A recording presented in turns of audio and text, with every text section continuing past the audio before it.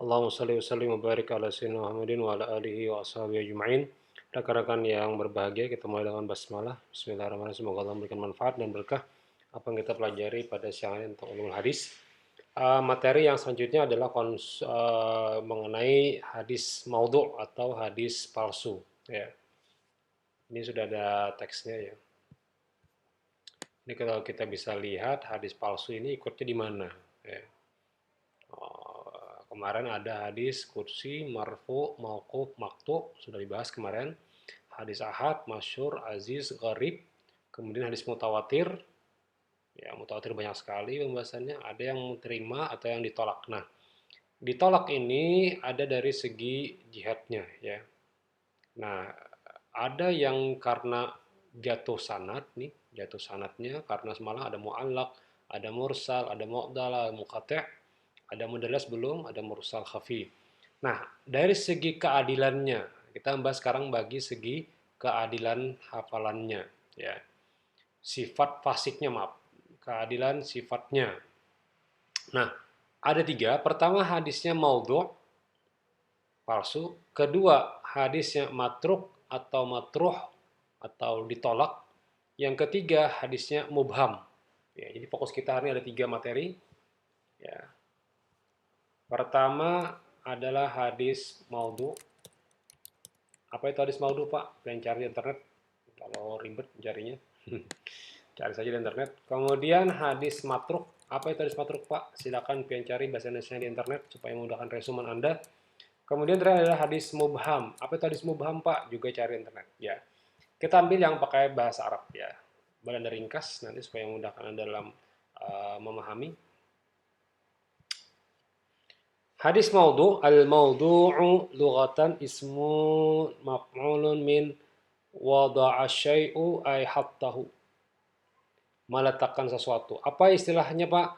Al-kadzibul mukhtaliq al-masnu' al-mansub ila Rasulullah SAW. Kesengajaan berdusta yang dinisbahkan atau disandarkan kepada Rasulullah SAW.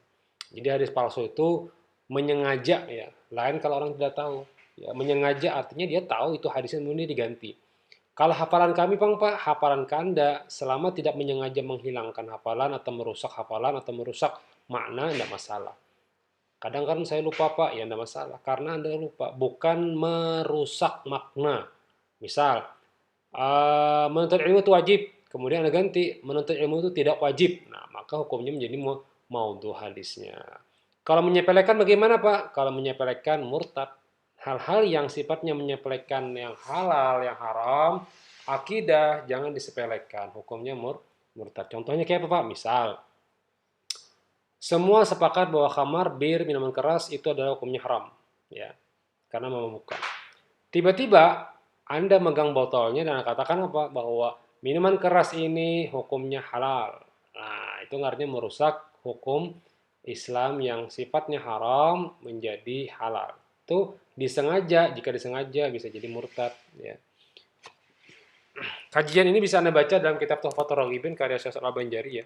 Bahasanya bahasa Melayu, tapi sangat jelas sekali mengenai kajian-kajian tentang murtad ya, menyepelekan sholat. Sholat kan wajib ya, benar. Tiba-tiba dia katakan apa? Aku lagi sembahyang, sampai dah. Kami sembahyang. Nah, murtad tuh. Kenapa? Sengaja menyatakan sholat tidak wajib. Puasa Ramadan. Kawan-kawan puasa, tiba ditanya, bro, esok puasa kah? Sampai dah aku puasa aja, tamat sudah ya. Nah, murtad tuh. Kenapa? Karena dia sepakat bahwa puasa dianggapnya tidak lagi wajib.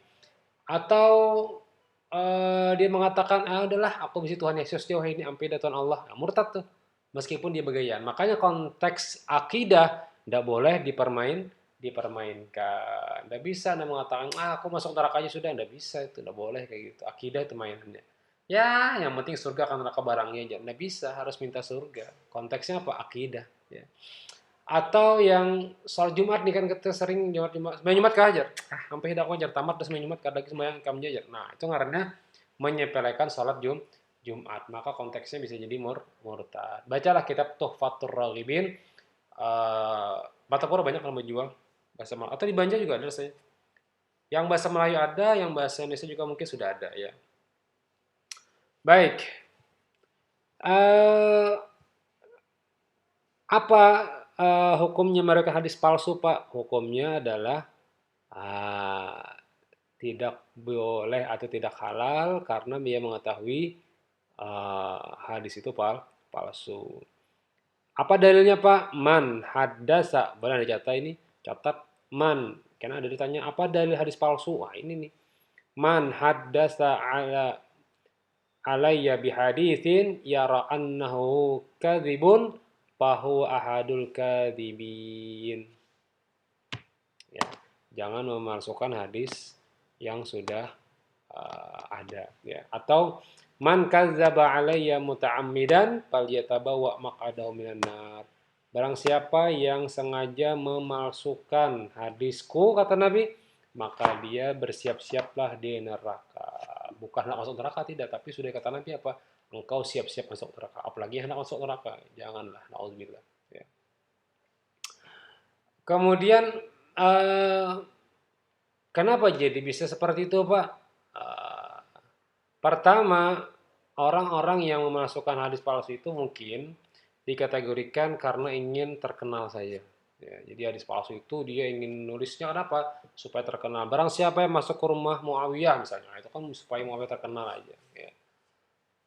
Atau hadisnya diketahui dari riwayatnya. Nah, ini mungkin kita tidak bisa mengetahui ya, ada hadis palsu itu mengetahui dari riwayatnya. Karena mungkin yang ahlinya yang tahu. Saya juga tidak tahu ada.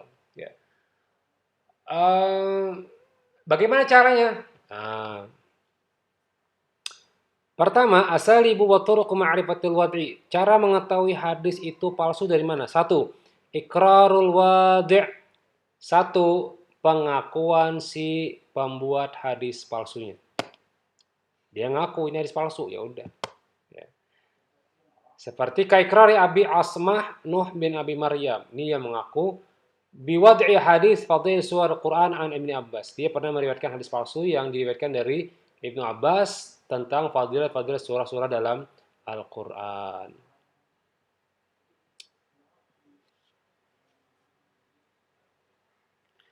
Yang kedua, ma yatanazzalu bi manzilati iqrari.